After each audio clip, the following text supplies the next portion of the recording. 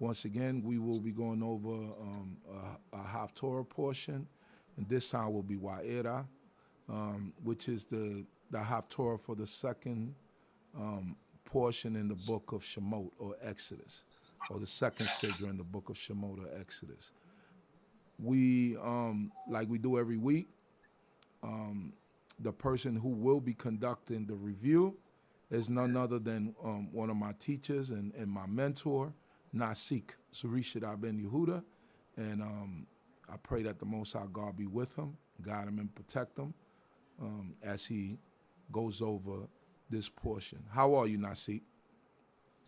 Great, Baruch Hashem. First of all, I'd like to give praises to the Supreme Son of the Universe, God of my forefathers, God of Abraham, God of Isaac, God of Jacob, and due respects to the platform I'm on, D.C.B platform, spiritual leader, Chief Prince Ariel, to the host, Chief Uzael, to brother Princess Chief, rabbis out there, Kohanim, Maureen, brothers and sisters, greet you in the term of forefathers, Shalom Aleichem, and a early Shabbat Shalom. First, I'd like to say Adonai Septadi Taku Fiyagi, Tiateka, the Lord with my lips, and my mouth should declare that praise. We'll be covering this the Haftarah, which from Ezekiel, the 28th chapter, 25th verse, going to the 29th chapter, inclusive the 21st verse. But I like, but the actual Sidra is coming from Exodus, the 6th chapter, 2nd verse, and it goes to the 9th chapter, 35th verse. And as people used to say sometimes, when things get really tight, really hot, now things just got real.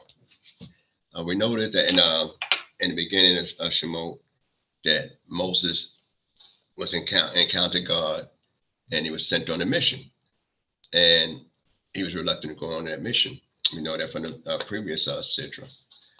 But what's interesting is that he uses the part where he said he cannot speak at that particular time, and trying to, as part of the, after he heard what the whole mission was, he said, I'm not able to speak. And it created automatically, not only gave him signs earlier in that portion to be able to prove that he was sent to the elders, but he also was told that Aaron would accompany him. And this would be a lot of controversy. So this is something you could discuss a little bit more. If Moses was assured by the Creator, that he could, work with anybody and make things happen, and said he would be with them, then what would be the need for Aaron coming along? So that's something, you could discuss more, because Moses had the equipment to do what he needed to do, though he was reluctant. And yet the Creator not only gave him some signs to prove to the elders, but also he given him some things, it says assurance, and saying, you're going to have company. You're going to have your brother Aaron with you, and he will meet you. So that is, something they say, well, would it be a need for Aaron if Moses got this? So that takes some a little bit more discussing. You have various viewpoints on that, but it's not really explained that Aaron will be needed. But we know that Aaron is used, but would have been a need for him. And then another question, you say, well, why didn't Moses just say, look, all right, I have a problem with speech. You know that. I heard you say you could fix things. Why don't you fix that? Was he saving that for a cop-out? So those are some of the things. And we know that when he went to the elders in the previous Sidra, that all of them were supposed to stand before Pharaoh and plead for their liberation. But yet, only Moses and Aaron were standing before Pharaoh. And it didn't turn out that well. Now, just to look at it from another perspective, you want to leave because you got free time, because to serve God, you got to have free time. To worship God, say prayer, you got to have free time. If you're too busy, you cannot study, you cannot pray to God, you cannot do anything for God if your time and schedule is too tight. Hence, the Shabbat is a real declaration of, I got time for God. Those that observe Shabbat from week to week, year in and year out, they showing that I'm never too busy to give time to the Creator. Those that pray, they show that I'm never too busy to give some time to the Creator. Hence, Pharaoh looks at them and says, oh, you got free time. Well, we're going to best use that free time. I can't see you accomplishing anything going out to the desert. Since you got free time on your hand, he said you idle. That means you bored. That means that you're looking for something to do because you really have nothing fruitful to do. I'm going to give you something to do and use up that time so that you have no time to talk about going somewhere out the neighborhood to pray to God, and I can't see no benefit from it for me or anybody else. So sometimes we ourselves don't see the benefit of prayer. But then as I open up, I'm just going to open up a little bit in this particular portion, and when it says in the second verse of the 6th chapter, and God spoken to Moses and said unto him, I am the Lord, and I appear unto Abraham and Isaac and unto Jacob as God Almighty, El Shaddai. But by my name, the YAH, I made me not known to them. And I have established my covenant with them to give them the land of Canaan, the land of their sojourners, wherein they sojourn. And moreover, I have heard the groaning of the children of Israel, whom the Egyptians keep in bondage. And I have remembered my covenant. Wherefore say unto the children of Israel, I am the Lord, and I will bring you out from under your burdens, from under the burdens of the Egyptians, and I will deliver you from their bondage, and I will redeem you with an outstretched arm and with great judgments. And I will take you to me for a people, and I will be to you a God, and you should know that I am the Lord your God, who brought you out from under the burdens of the Egyptians. Now, there's a lot of stuff that's going on here. I just want to just tack on it a little bit. I'm sure a lot of people heard some of the stuff, but the 4 expressions of redemptions that most people talk about, those that follow a traditional, what they consider a Passover Seder, and it's 4 expressions of redemption that's used here, and they all have different spiritual, physical, and metaphysical value. But when we talk about the first one, where Hosea, means I'll bring you forth. All right, then it go, where he's salty, I'll rescue, and then where Gaalti, I will redeem, and then where Lakati, I will take you, and one of the things it's one thing to free an individual and say, all right, you're free, go about your business. But are they equipped? When they said the slaves were free in America, say, you're free, you're free, free. First thing, say, what is it? I haven't been experienced freedom before, so I don't know what that is. That's number 1. Number 2, free to do what? Free to go where? What am I about to do in life? Because I never thought of life for myself. I thought of life for somebody else. I'm living for somebody else. I never lived for me. And live with a mission statement that could be laudable, not only for me, but beyond me. I never thought that way in a while. So therefore, those expressions is mentioned at every Passover, formal rabbinic style Passover. And we read it every year, and we teach the Passover, and we always recite those same expressions.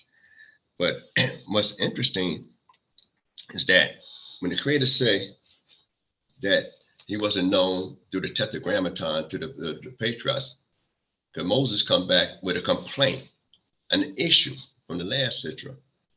Well, why go on this mission here? Things didn't work out. Now, mind you, this is not the Pharaoh that had the decree of drowning all the children of Israel.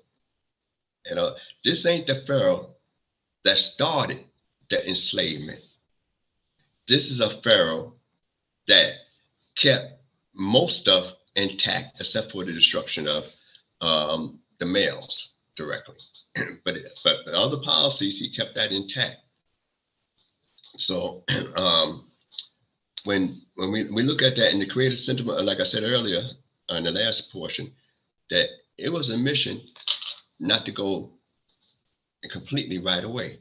And some people say, well, why, if the Creator is so powerful, why didn't he just let Pharaoh, let us go right then? Why it gonna take some time? One, have Pharaoh just say, oh, okay, you come with a serious threat. You said that your God said that Israel's my son in Exodus 4:22. Israel's my son, even my firstborn. If I don't let your God's firstborn go, which is these people of Israel, that he will slay my firstborn, a man with a normal mentality would say, oh, no, now you coming kind of tight. Now you coming kind of hard at me. You coming kind of deep on me. Because now you telling me that not only that I need to let the people go, but you bringing a threat too. Now, I'm king. I got some divinity for us, their thing goes. So I'm setting the stage of the mentality already and a confrontation that is about to transpire. And Moses himself know the thinking patterns of the Egyptians. He know the aristocracy of the Egyptians. So therefore, a normal man, if you threaten their children, would normally, if he's a man, he gonna post up. And especially you gonna threaten him with somebody that he's not accustomed to even knowing about. You're gonna post up. So I just threw that out for people to think on a different viewpoint from Pharaoh's perspective. All right. So now the question is, and that's the question always asked, if God told Moses that he's gonna harden Pharaoh's heart, do he has the ability to submit? Do he has the ability to submit? And do he have the ability to overcome his deep passions? And my answer in a nutshell, yes. When the Creator, and we find examples in the book, but I'm not going to be that long in it, hopefully today.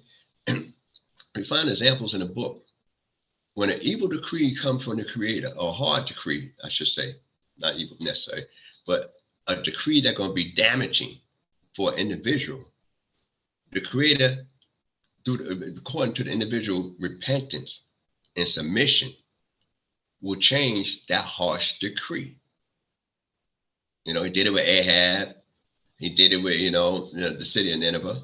So he would change the harsh decree simply because the individual would submit and ask and petition for some kind of mercy, some kind of leniency. So Pharaoh has that ability throughout there. I'm just going to fast forward that hardening of the heart is mentioned like 19 times throughout the whole saga of before the Exodus, 19 times. And 10 times Pharaoh hardened his own heart, strengthened himself, and 9 times is outside influence. All right, so when we go, I'm just going to just touch on a couple other things here. I'm not going to go through to the lineage pretty much. But I want to speak on this here. The 9th verse, it says, and Moses spoke unto the children of Israel, but they hearkened not unto Moses for impatience of spirit and for cruel bondage. You know what I mean? So, you know, Kwase is like we say, Kwase, it's a little shortness. A shortness means something that's short. Shortness of ruach, spirit. So you say, well, what do having little spirit got to do with your hard work? Because one is mental or spiritual, and the other one is physical. So if you're listening, you know, and you want to listen, and it said they couldn't even hear Moses because their spirit wouldn't allow them to even hear. And I seen one brother rendition yesterday. I'm over in Peru, and he brought out a good point about Shlomo HaMelech. You know, the King Solomon, when he made this petition, he asked for a lev shomeah, a listening heart, a hearing heart. And you say, well, this is physical. What's that have to do with in your mindset? But the thing is that sometimes you got to perceive deeper than what you could perceive logically, and he wanted to be able to, be able to judge such a wise and understanding people, because we know certain laws is here, but every effect of a law on an individual going to affect them slightly different. Though we might have a law that states thus and thus. So here it is that I'm saying that they say they had a shortness of spirit and a cruel bondage. The work is one thing, but you can work your way so hard into something. And I always like to imagine chain gangs. How we worked on a chain gang, how people worked in the fields. And I used to work in the track department in transit, New York City Transit, for a few years. And a lot of times we have a lot of work in one day because we're trying to finish it at a certain time so we could try to get out early. So we started to sing, and sometimes we come up with that old, song about working on the chain gang, and you're feeling good, but the work is still there, and the work is still hard. But you're feeling good in the song that you're singing because it said the work gonna be there. I got to do the work, but the work don't affect you as much. And now they can't even hear another person talk to them and talk about their reformation, their deliverance, because they too tied up into their work. Some people be so tied up in their work that they can't hear anything else but their work. I'm busy right now. I can't listen to you. All right? I'm doing what I'm doing. I can't listen to you. And such was the children of Israel at this point. And the Creator didn't, look at them in a negative because of that. Because they was really, that way. He's seen the inner part. And then we go into after that, Moses says in the 10th verse, and the Lord spoke unto Moses, saying, go unto Pharaoh, king of Egypt, that he let the children of Israel go out of his land. And Moses spoke before the Lord, saying, behold, the children of Israel have not hearkened unto me. How then shall Pharaoh hear me, who am of uncircumcised lips? Use the word aral, for it. But aral, is another term that can mean circumcised and also can mean closed or blocked. So his mouth is closed. But you talking now. It's closed, but it's closed, when it comes to Pharaoh. But it's talking now because I can't reach my own people. How am I reach somebody else that's not there? Not part of my people. But one of the things is that's the same argument he used before. The same argument he made the Creator upset with before. And yet, this time he used it again when he's given a mission. And then also, he has, assistance on his mission. So what we look at in a deeper sense is that Pharaoh, and then we read right here where it says God, the Creator calls him the Pharaoh, king of Egypt. They call him a king. So we're going to, we could take from the word king, Melech, spelled Mem, Lamed, Chaf. All right. So if you just break down and try to make it, tie it into the Sidra, all right, the Mem for Melech is the same letter that starts off with the word Moach, which is brain.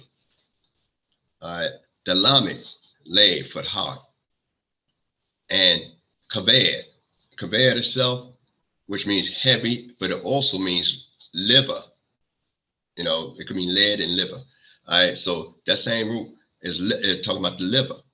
All right, so you're talking about the brain, which is Moab, Lave, which is the heart, and you're talking about Kaved, which is the liver.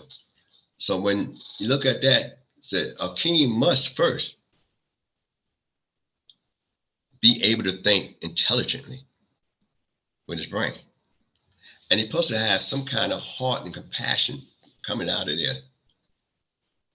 And he's supposed to be able to control, the liver is the seat of anger and emotions.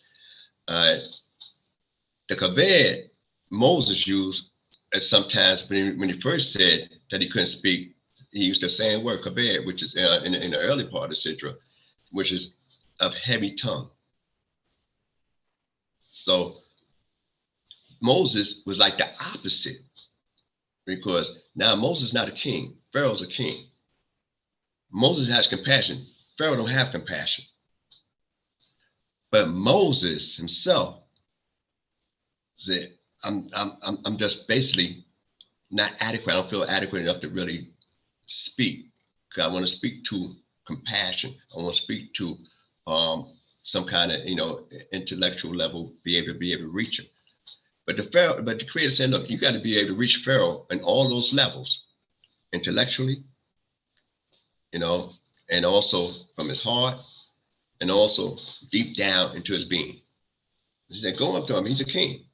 Show him some respect and be able to touch all those zones. All right. And then it goes on and tell you that, and the Lord spoke to Moses and Aaron and gave them charge unto the children of Israel and unto Pharaoh, king of Egypt, to bring the children of Israel out of the land of Egypt. All right. So we're going to skip on over to the, let me see down this verse. I just want to bring out a couple of points. All right, because he brings up about the uncircumcised lick up again and everything like that, and how should I speak to Pharaoh.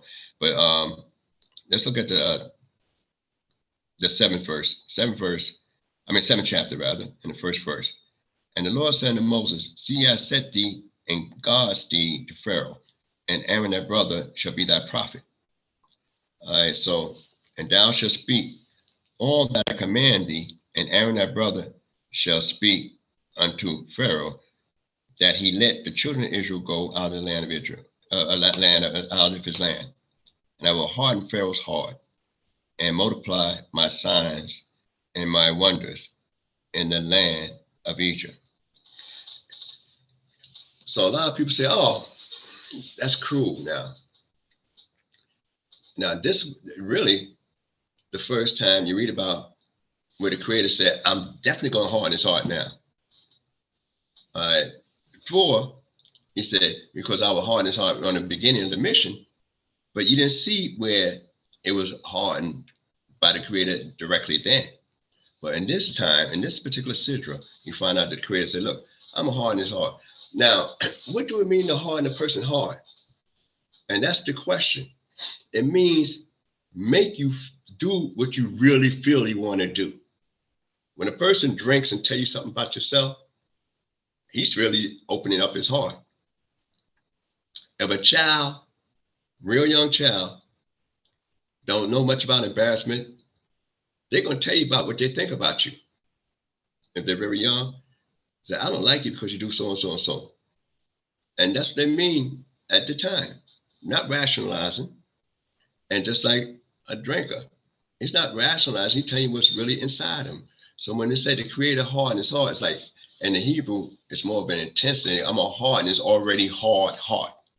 I'm gonna keep him true to him. He don't want to be true to to humanity and to me, but I'm gonna keep him true to him. I'll keep him right in his own framework.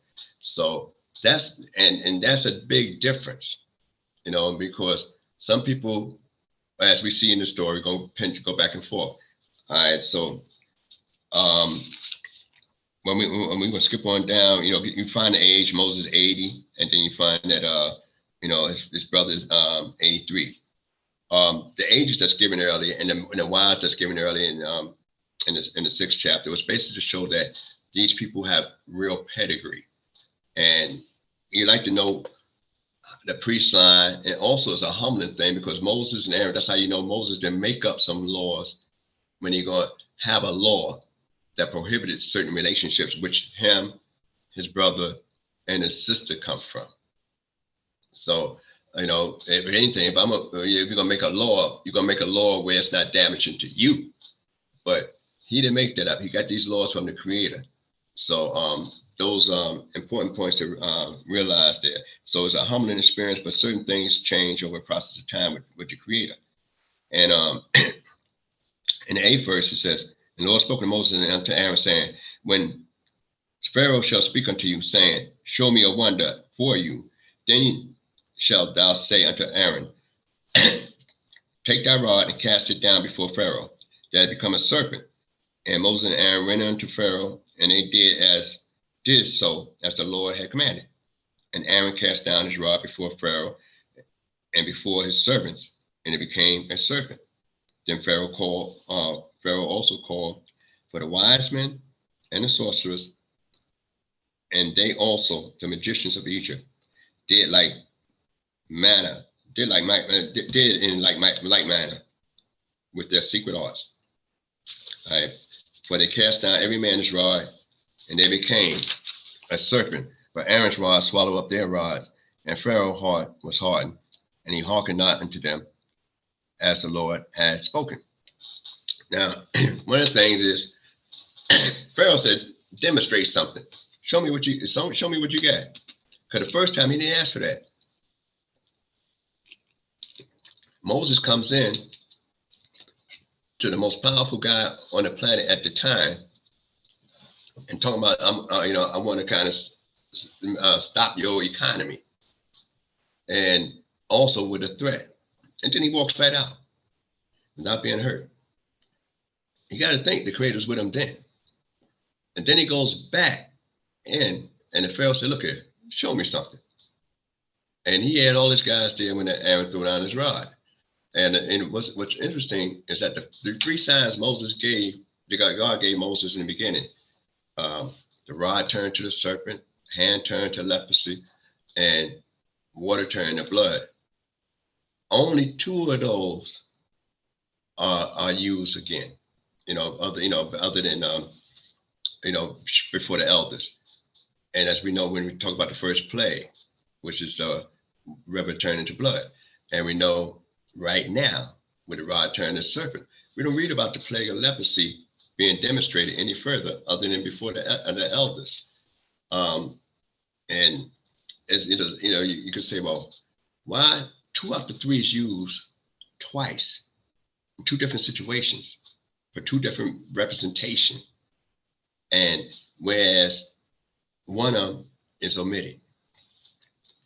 And but what's interesting is that what's more powerful in this end is that the demonstration was not, and they use the word like most people is aware of. They don't use the word nakash, use the word tanim, which is it could be serpent, and it could be it's basically more used as reptilian. Which could be crocodiles, whatever the case is. But it's tanim is like reptilian more so. So we would say snake in a general sense. It could be crocodile in another sense. Nakash is definitely a serpent. No ifs, ands, or buts. But what is unique about this is it didn't say the serpent ate up the other serpent. It said the rod ate up the rods. And that's important. That shows that it is a divine thing, that though it became a serpent, it really was a rod that empowered itself. Now, to kind of remind you of the dream of Pharaoh seeing wheat eating up other wheat. Wheat don't have mouths. So if wheat eating up another wheat, you say, well, wow, you don't have a mouth. That's something to consider. So here it is. You see, this is they're moving around like serpents, but yet, and when it devours the other one, it says a rod for a purpose. That shows that some people didn't even think of it as much, and it brings out a lot of discussions in that area. But when we talk about the first plague, we know the first plague, when you talk about the first plague, is going to be about water, blood turning into water. Water turning into blood, excuse me. All right, water turning into blood. And it goes on to say, and the Lord said unto Moses, say unto Aaron, take that rod and stretch it out stretch out thy hand over the waters of Egypt, over their rivers, over their streams, and over their pools, and over all their ponds of water, that they may become blood.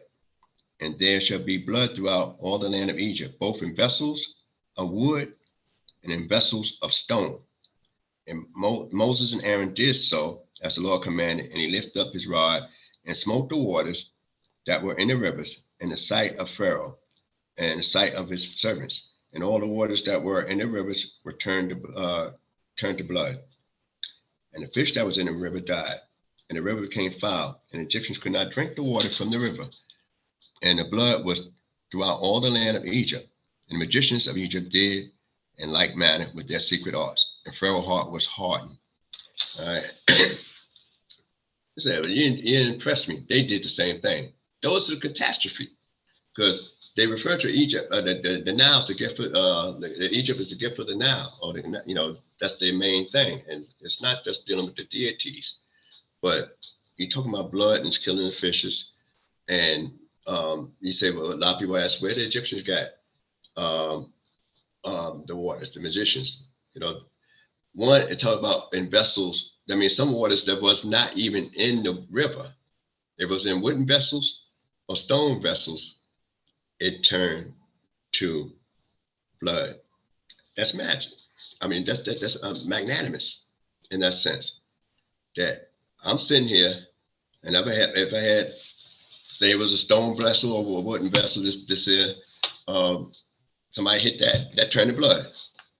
But it didn't say in metal. That's one thing, because some people kept water in metal vessels.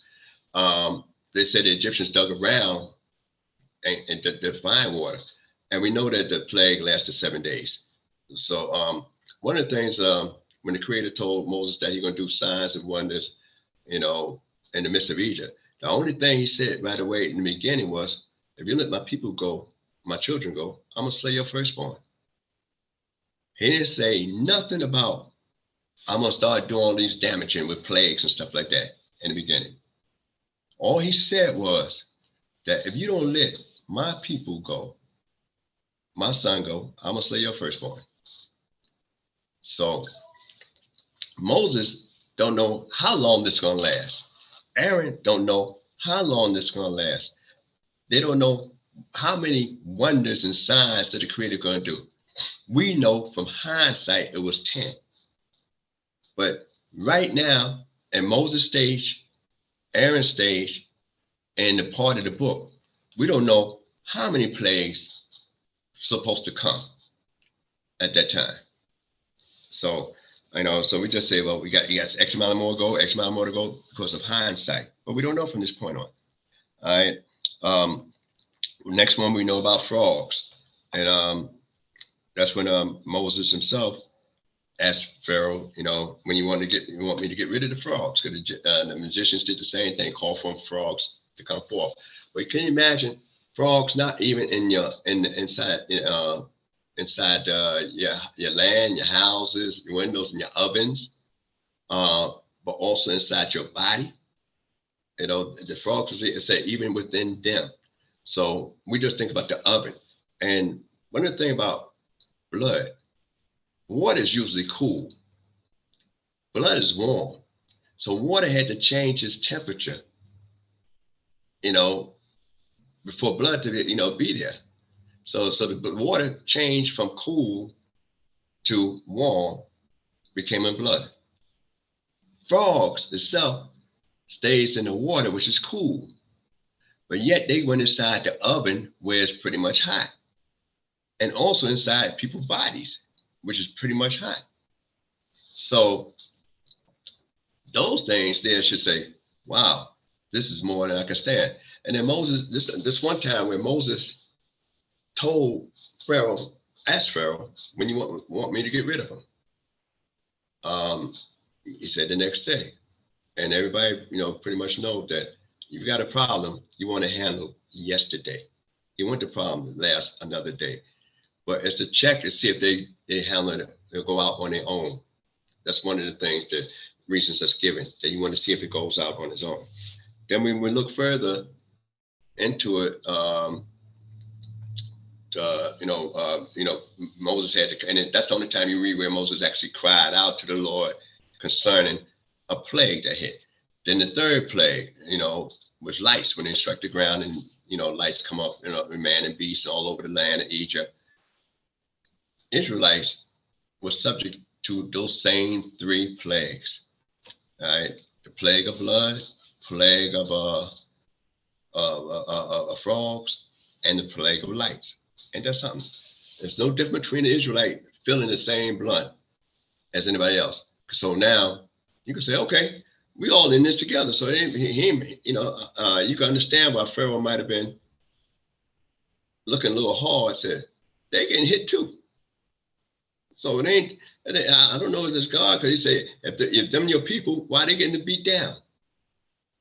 If they're your people, why they got frogs all up in them too? If they're your people, why they have lights and we got lights? The only difference is the Egyptians, the magician said that this is the finger of God. Minimize the credit.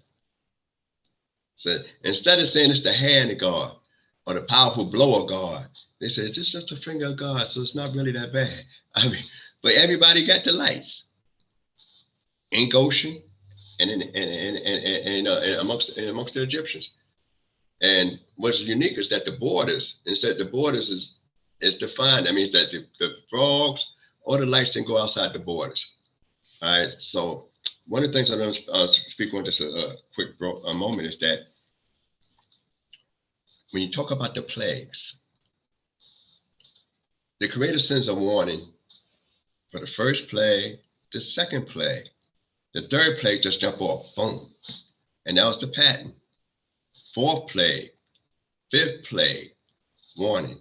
Sixth plague just jump off, boom. And then you got the seventh plague, the eighth plague, the ninth plague just jump off, boom. And then the final plague that we read about. So the Creator give him 2 shots, I warn you, and then after that, it's just a jump off, as we say. Hit him without telling him anything. And that's why sometimes when you read the song that they sung after they crossed into the Yam Suf later on, you read about the Creator being a man of war. We know he's not a man, but normally when people go to war with people, you don't tell them what your plan is. You keep that to yourself. You don't want them to be prepared, but the Creator is preparing and said, look, this is what's going to happen and you can't stop it. This is what's going to happen and you can't stop it. Now I'm tired of warning you and let you know how powerful I am. So each series of 3s has a different dimension referring to God's power and glory and acknowledgement.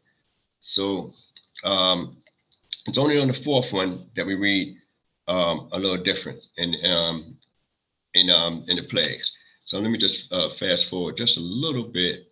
In this particular sigil, we have 7 plagues that's enumerated within the 7 plagues. I'm not going to go through. Focus on one of the plagues dealing with the boils. All right, I like to deal with the boils.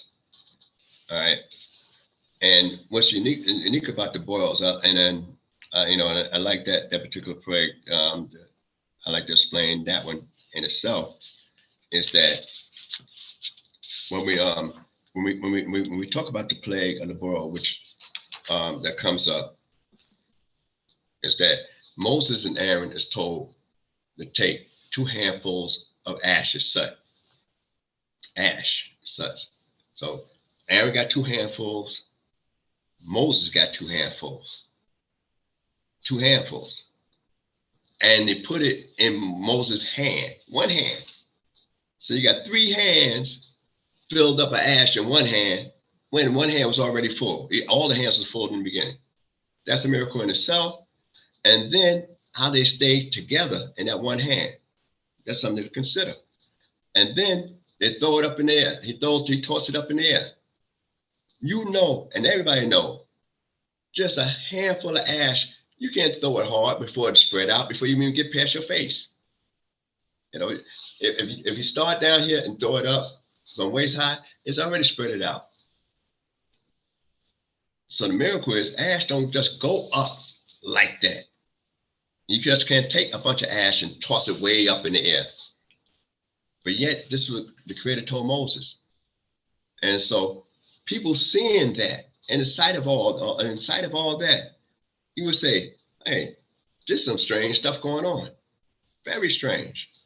And then you're coming down with boils and stuff like that, and there's no ointment for it. The plague of hail, fire and water, 2 opposing elements, coming down. All right.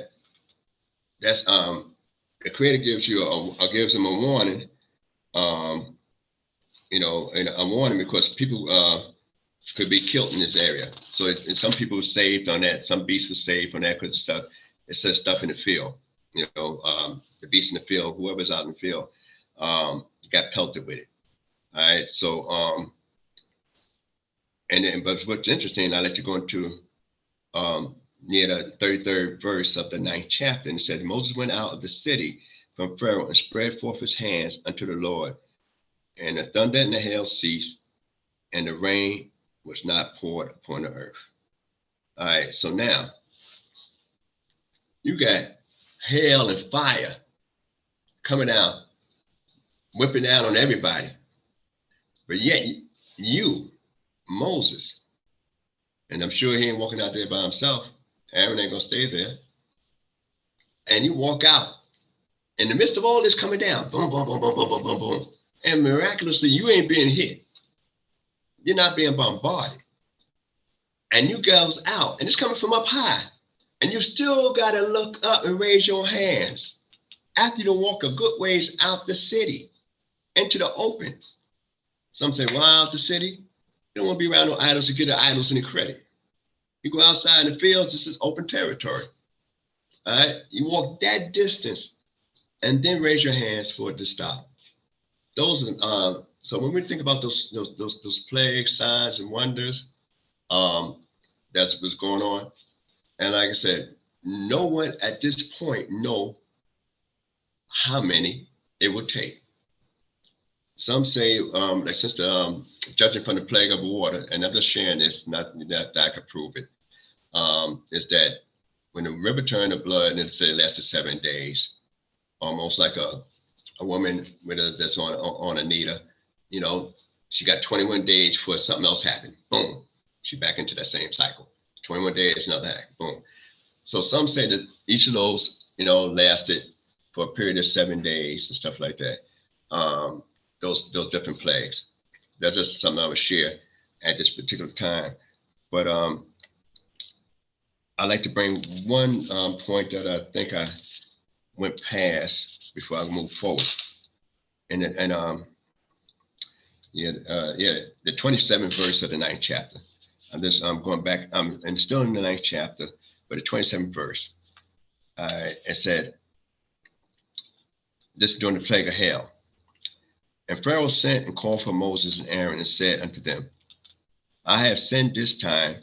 The Lord is righteous, and I and my people are wicked. Now, I know most people might not be, that might listen to YouTube may not be reading the Hebrew text. So I'm going to do what I do in Hebrew, pretty much in English, with the English emphasis.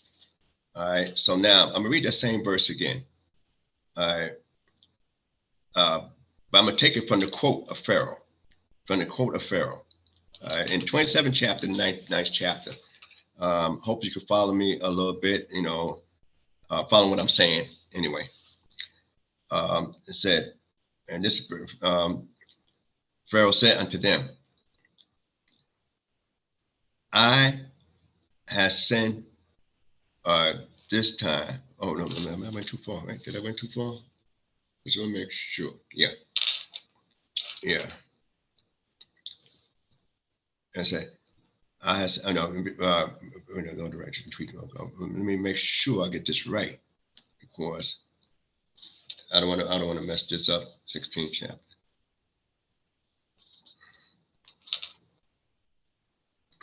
Okay. Yeah. I send this time. The Lord is righteous, and I. Okay. Yeah. All right. 27th verse, same in the middle. I send this time. Then it goes said, this is the quote of Pharaoh. All right. The Lord is righteous, and I. And I pause there, and I. And my people are wicked. So now, most people would see the comma after righteous, but in the Hebrew, we don't have punctuation marks like that. So if you just take out the comma and say, I have sinned this time, the Lord is right, we just leave that verse out. And because he might say sin in reference being regarding the people as a leader, and the leader supposed to take responsibility for the people. But so we could leave that in. But the main thing is that the Lord is righteous, and I, period, comma, and my people are wicked. So, and the reason I bring this out is to bring out a different vernacular. Because sometimes as a leader, you take responsibility for your people, yes. But he associated himself with the creator, without the comma. He associated himself with the creator. Yeah, the creator, God is righteous, and I'm righteous. But then, and my people, they're something else, and my people, they're the ones that sin. All right. Therefore, and the reason I bring that out here, because which is next week's Sidra, in the 10th chapter, the 16th verse, he makes it clear, very clear, with no verbal calisthenics, that he is wrong and his people is wrong, and he sinned against God, and he sinned against and sinned against Moses. So only in next week's portion you read where it's a full confession. He takes full responsibility, and he say who he sinned against.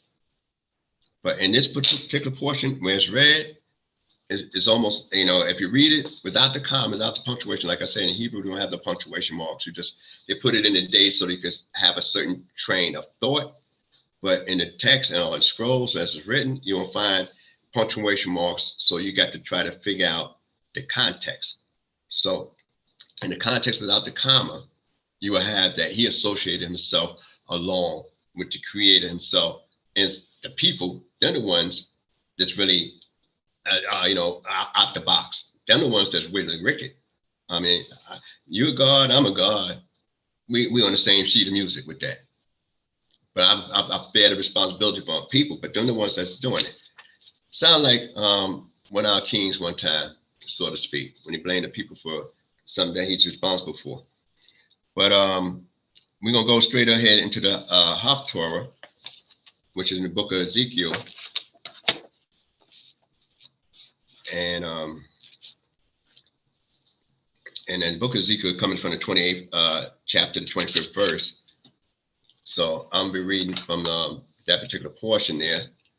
And it's also dealing with Egypt and how we rely on Egypt.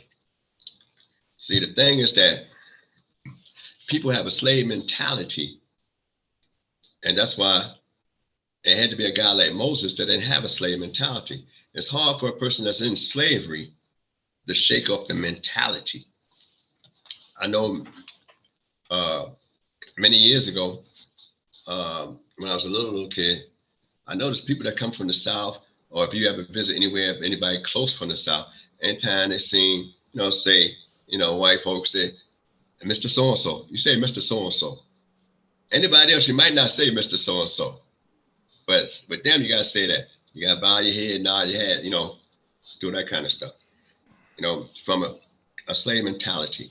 So it took a guy like Moses that didn't have that slave mentality to try to speak up and liberate us.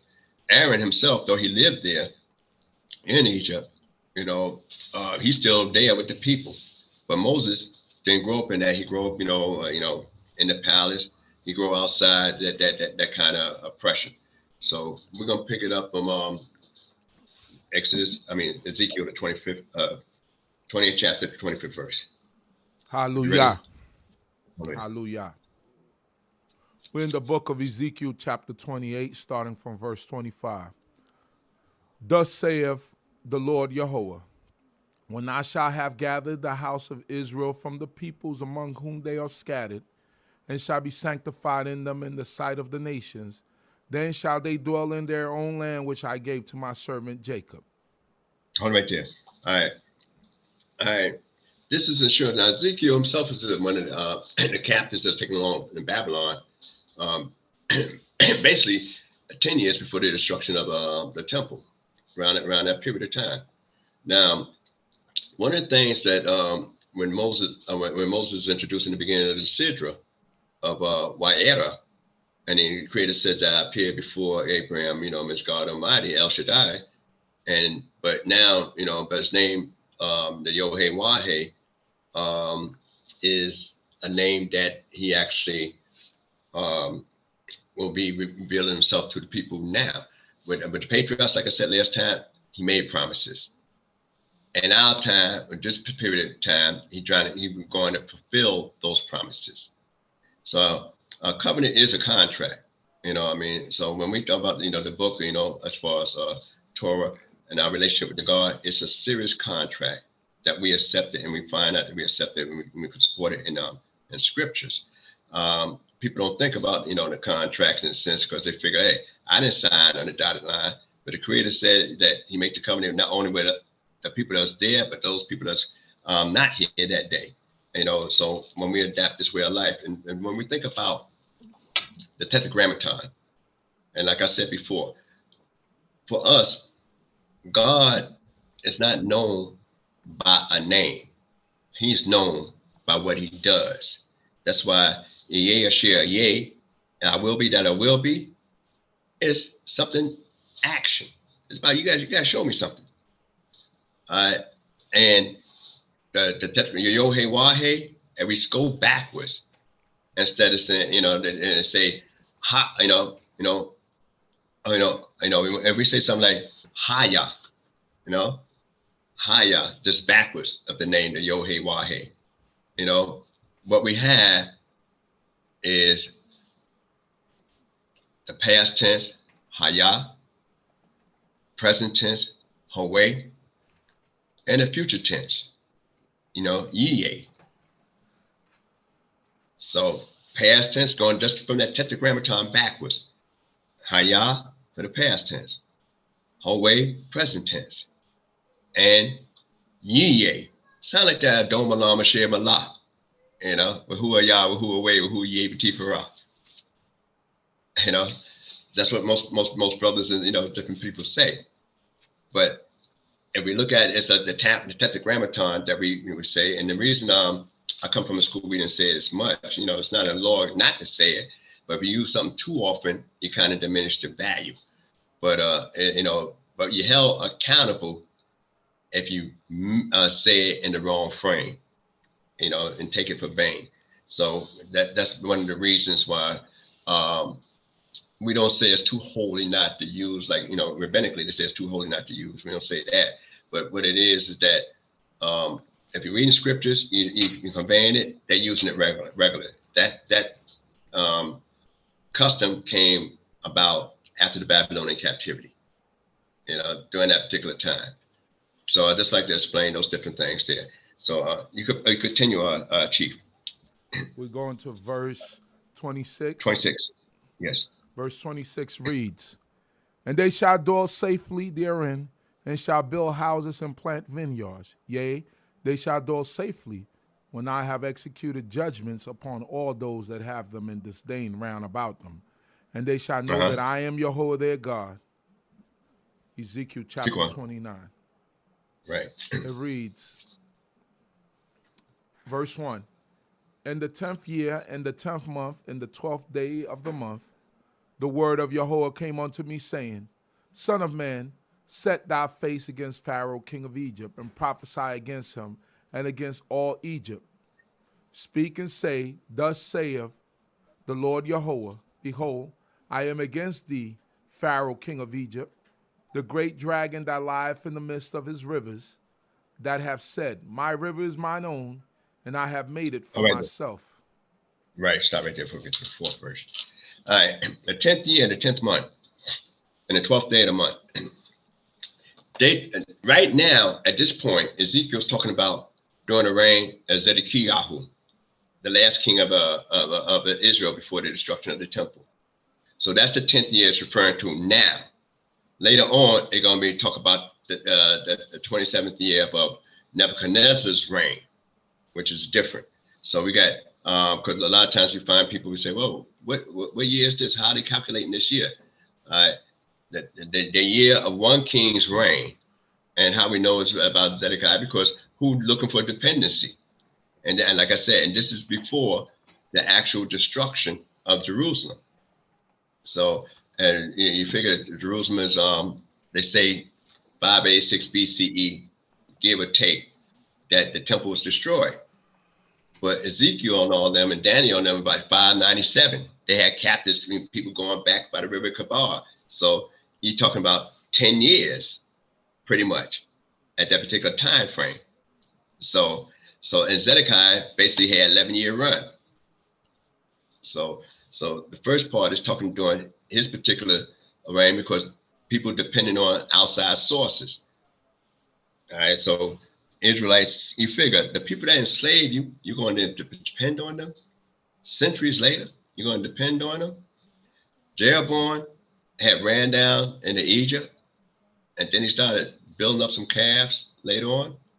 So those things here. But let's read a little bit further, picking up from the 4th.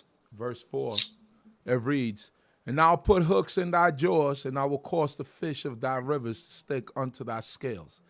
And I will bring thee up out of the midst of thy rivers, and all the fish of thy rivers shall stick unto thy scales. And I will cast thee into the wilderness, thee and all the fish of thy rivers. Thou shalt fall upon the open field. Thou shalt not be brought together nor gathered. To the beasts of the earth and to the fowls of the heaven have I given thee for food. All right there. Now, that means that you got people that still look to Egypt for support. And talking about, like they say, use the word tanim. Yes, similar to what's used with the Mirage changed into a tanim. Also, we read, that the guy, the leader, the Pharaoh, and the serpent, the crop, supposed to represent Pharaoh, the big shot, and talking about the river is mine, because outside of the hippos, the crocodile's the main guy that's running the rivers down in the Nile. And one of the things about and the crocodiles pretty much stay more in the Nile than the hippos do. One of the things that we look at is that when we go back into Genesis, we're talking about the dream that Pharaoh had at the time that disturbed him. At first, he was standing on the waters. That's not, when he told Joseph, he was standing on the bank. But when he told everybody else the story first, he had to make himself look like, hey, I got this a little bit, but I need some help. So he said, I'm standing on the waters in the dream, and all this come out. But with Joseph, it was more of a humbling experience. He said, I was at the bank, and Joseph went and not only interpreted the dream, but gave him, some advice. But the point is that it's the confidence of the Pharaoh in both cases, to a degree. And here the Sidra is the confidence and the pride of the Pharaoh that we talk about now, because he ain't the one that implemented that killing all the male children, but it kept the policy of slavery in effect. All right, so we're gonna pick it up from right here. Pick it up. Verse 6. Yes. Verse 6 reads, "And all the inhabitants of Egypt shall know that I am Yehovah, because they have been a staff of reed to the house of Israel. When they take hold of thee with the hand, thou dost break and rend all their shoulders. And when they lean upon thee, thou breakest and makest all their loins to be at a stand." All right, right there and there. In other words, we're looking for support that hurt us. That's all it is. We're looking for Egypt to help us, and it hurt us. It kind of reminds me, not to go too far and digress so far, but we're not too long just past the Maccabean period with the Hasmonean family. He was doing okay. He was doing okay. But at the final end, when he lost his life, according to the story in the Apocrypha, is that he depended on Rome, not on the Creator. Here we depending on on Egypt, one that had enslaved us. The Creator reminded us in the Decalogue, "I'm the one that brought you out of Egypt. If I brought you out, then there's nothing for you to go there for. But I brought you out." But yet we're going and still depending on Egypt. And said, and because of that, it's like false hope. We're getting false hope in that area. So let's pick it up in the 8th verse. Verse 8 reads, "Therefore thus saith the Lord Yehovah, behold, I will bring a sword upon thee, and will cut off from thee man and beast. And the land of Egypt shall be desolate and waste, and they shall know that I am Yehovah, because ye have said, the river is mine, and I have made it. Therefore, behold, I am against thee, and against thy rivers, and I will make thee slicker, and I will make the land of Egypt utterly waste and desolate, from Migdol to Sain, even unto the border of Ethiopia. No foot of man shall pass through it, nor foot of beast shall pass through it, neither shall it be inhabited 40 years. And there's something now. Before you go further, how can you imagine a place where people live in a metropolis and you say, look here, for 40 years, even the animals ain't passing that neighborhood? I mean, not a mouse, not a rat. None of them gonna pass through the neighborhood. Now, whatever the Creator did to make it happen like that, we know that it's possible with the Creator. But just imagine that, because even in desert, some creatures get out there. But the Creator said, when He's gonna make it desolate, that not even an animal gonna pass through this thing at this particular point in time. And that's a metropolis. That's not like a couple tents here and there. That was a metropolis. So, and it says for 40 years. Well, we had to do a 40-year bid too, ourselves. But it's a different type of 40-year bid that he's talking about here. And then it says the borders of Ethiopia, or Cush in some books, it might say. So that means right in there that the Creator he draws the maps and the boundary lines. And it's going to be so distinct that normally people go over and say, look at me, let me go out there and play on the sand. They're not even going to do that for 40 years.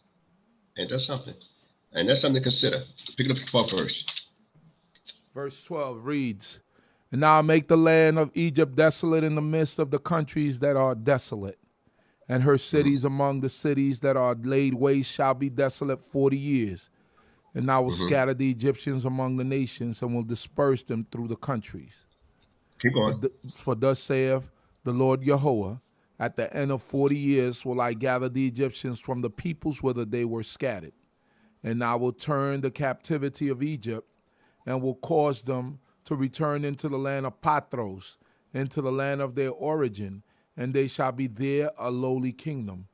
It shall be the lowliest of the kingdoms, neither shall it any more lift itself up above the nations, and I will diminish them, that they shall no more rule over the nations. And it shall be no more the confidence of the house of Israel, bringing iniquity to remembrance, when they turn after them, and they shall know that I am the Lord Yehovah. And That's the purpose of these plagues, to make Pharaoh acknowledge who is God. I mean, Pharaoh said, I don't even know you. Who's this God? I don't know him. And at the end, Pharaoh want to know who God is. And he made himself known. That was the purpose of it, to make himself known, not only to Pharaoh, but to the world. All right.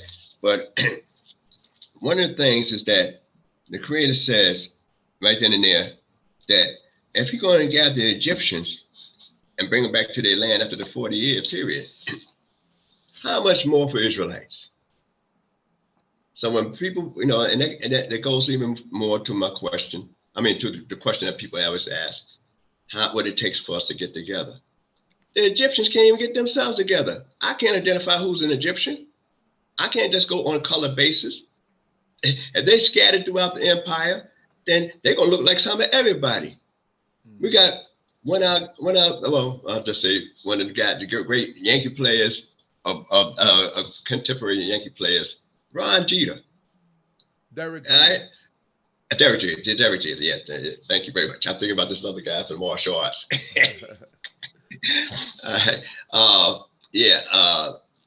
Which is a good martial artist too. He passed. Right. But anyway, Derek Jeter, thank you very much. Derek Jeter. Now, his father would be considered black, and his mother considered white. Now, he married, a woman that's pretty much a Caucasian white woman. All right. Who could say whether he's, an Israelite or not? Because his features don't fit what we will stereotype and say, you got to be a lot of color. Your hair got to be a certain way. Your nose got to be a certain way.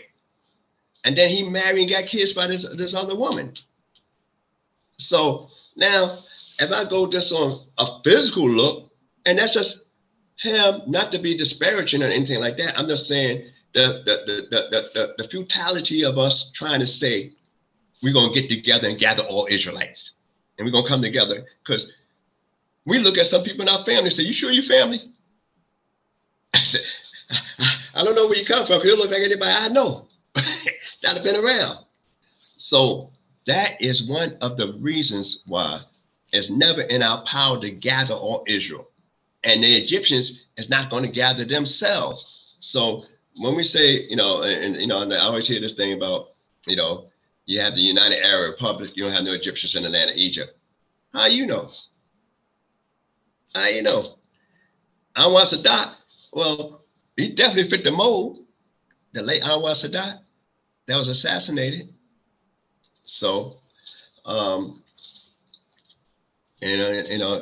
it's assassinated 40 years ago on October 5th. The same guy. And after that, Mubarak took over after that for years. So Anwar Sadat definitely looked like the regular guy, but Mubarak looked a little different than Anwar Sadat. So that means but the Creator, it's like an attitude of gratitude. Though he do this to the Egyptians, we was incubated in the land of Egypt. We became nourished in the land of Egypt. So it's a thing about gratitude. Sometimes people will ask, why did Moses didn't strike the Nile? Why did he had let Aaron do all that stuff and he just stayed laid back? Simply, even with the signs, because it's an attitude of gratitude. Moses himself was saved by in reference to the Nile, because his mother put him in a tabak, and put him amongst the reed, so he was saved there. Also, in the palace, he was raised up in the palace. The earth, he was able to hide a body in the earth. So I mean, we got to have that attitude of gratitude to the Creator, pay measure for measure in acts of kindness. We may not do it all the time, but the Creator does. All right, so we're going to go into the 17th verse. Verse 17 reads, and it came to pass in the 27th year, in the first month, in the first day of the month, the word of Yehovah came unto me, saying, Son of man, Nebuchadrezzar, king of Babylon, caused his army to serve a great service against Tyre. Every head was made bald, and every shoulder was peeled. Yet had he no wages, nor his army from Tyre. for the service that he has served against it. Hold on before we get to 19. Uh-huh. All right.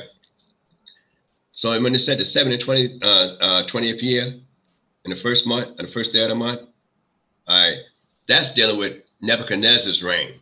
So in the early part, it dealt with Zedekiah's reign and how long he was there, which is almost near the end, and also Nebuchadnezzar's reign, because we depended on Egypt, but said they're gonna get beat down too as well.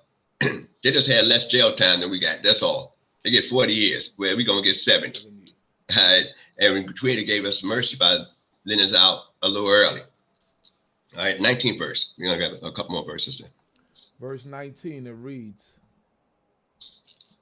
Therefore thus saith the Lord Yehovah, Behold, I will give the land of Egypt unto Nebuchadrezzar, king of Babylon, and he shall carry off her abundance, and take her spoil, and take her prey, and it shall be the wages for his army. I have given him the land of Egypt as his hire, for which he served, because they wrought for me, saith the Lord Yehovah. All right, so that means right there and there. And he don't, and Nebuchadnezzar don't serve this God directly. He don't pray to this God directly. But the Creator recognized that he's doing my will. What, because he raised up and he put down. And so therefore, I think Genghis Khan's famous sayings from way back, if I could quote it correctly, I'm not sure, but I'm doing my best, is that if you have not done such a great evil, then they would not have sent me. So and Genghis Khan didn't play. He wiping out and pillaging stuff, and he got so much territory that if he didn't die early, a lot of Europe would have been caught up in there. That's right. A lot of Europe. That's right. So and that was he said, that if you have not done such a great sin, then God would not have sent me. So if he said that, and then you look at the period of time that he lived, it's not that far off from this period right here. Right. Because we think about Babylon, we think about Persia, we don't think about Asia and all those people over there. We don't think about India and their culture. We don't think about in Europe and their culture at those same time frames. All right, let's read a little bit further on the next verse. Verse 21, it reads, In that day will I cause a horn to shoot up unto the house of Yisrael, and I'll give thee the opening of the mouth in the midst of them, and they shall know that I am Yehovah. Hallelujah. Hallelujah. So that ends that portion, but it ends on a level of hope that, if Egypt is redeemed, if Egypt is brought back into their own, into their own land, that they disperse out just like we're dispersed. But the Creator gathered them back to their own land. And we could say, you could say, well, let the Creator gather them. Under what banner and what aim and objective are they trying to go back under? We know what we're going back under. We're going back under Torah, under the Creator, to be able to worship. And that's it. They're going back just so simply on nationality and out of the grace, and gratitude for the Most High. That's a big difference. Because they don't have an agenda when they get back, because they're never going to be a world power. Except that I'm back in the land of my, that the Creator actually gave me. That's why I said back in their land. So I know I've been a little choppy this time, but hope you got something out of it, and any mistakes been my own. And with that, I say Shalom Aleichem. Hallelujah. Shalom, Lakai, Nasik. Torah Abba once again for another great lesson. I pray that the Creator of heaven and earth will be with you, guide and protect you. And we'll see everyone once again next week. May Yah.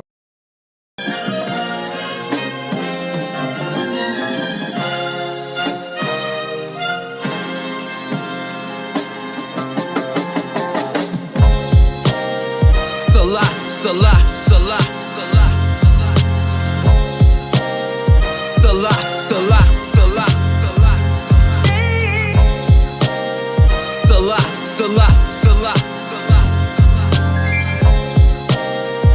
Salah, Salah, Salah, Salah. JC, the biggest sin of the BCE, not a CDC. They wanna mute me. Police agents in this matrix trying to shoot we. Gods of the wood and stone wanna recruit we. We the Israelites in our kippas, keeping Yom Kippur, keeping kind to the poor, keeping Torah and more. Blessings they come galore. El Shaddai, that's my Yah, the Almighty, that's my Lord. Devarim 28, you would die by the sword. Cursed in idolatry, that ride to the morgue. Your cause is out in vain. Movements of the riots, can't breathe serving Jesus, can't breathe from a virus. This Babylon, they got people in our land. They still serve Baal just to keep us to their plans. They been foul, they trying to take us out like the sixth foul. They God forgave sins, still they live foul. Truth be told, sins ain't forgiven. Contradicts our nature, we're born and we're sinning. No balance to the crooked that gets sworn in positions. Curses of my forefathers born in affliction. That's why I'm giving scripture over wax. Spiritual drugs don't need a swisher nor a rap. Spiritual plug, I dropped the fiction from the facts. Had to create another bar just to make this all rap. My life in idolatry, I can't take it all back. Glad y'all didn't kill me for all the bacon I consume. Ignorance and getting drunk, drugs and gangs, lugging tools. Sex out of marriage, the hatred being true. Calling Naki's niggas, but now they call me coon. But now they see the fringes when I step inside the room. Kaboom, I move and groove and move positions. Clicking, you snooze and lose and serve the wicked. Tripping, I see it all through my iris. Salah, Salah, Salah, Salah. I see it all through my iris. Salah, Salah, Salah, Salah. I see it all through my iris. Salah, Salah, Salah, Salah. I see it all through my iris. Salah, Salah, Salah, Salah, Salah.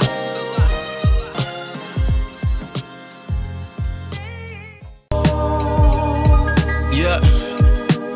Hebrews the Negroes. What's good, 5 parsec? Check me out, look.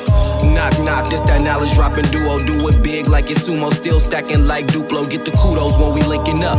Wash away the competition from your phones and libraries when we syncing up. Used to keep a Dutch, 4/5 in a heater clutch. Since I found the truth, dropping knowledge seems street enough. Hebrews the Negroes, ain't no need to fuss. Disinfect the mic with antiseptic flow so I can clean the cuts. Y'all need a hero, send the beacon up. I get bread and I rap, what's up? Just say the Peter's tough. Exodus 2.0, they trying to speed it up. Corrupt system injustice is how it's leading up. System corrupt, but I'm trying to break it. Follow righteousness, I'm just trying to make it. Acquire the sense of self, now they trying to take it. Change my lifestyle, now people try to hate it. 250,000 for our reparations, plus a clean slate of credit. Okay, now we're back to basics. Own understanding makes you think less. I don't need mess, I'm political, I don't need cess. Trying to live, I don't need stress. Y'all deal with lies and deceit in your circle, that's why your team's vexed. We Israel's while my team's next. Yehovah Elohim, it was our strength, that's why my team's blessed. I use peer pressure as my motivation. I'm fueled by the word, what's your motivation? I want it all, no negotiations. Cross praising and hating, I have no association. Associated with oral knowledge and moral basics. Morality's a joke in these horror places. Find myself in check, flipping through Torah pages. New norm, we all do it on a normal basis. Jehovah gets all praises. By the sea.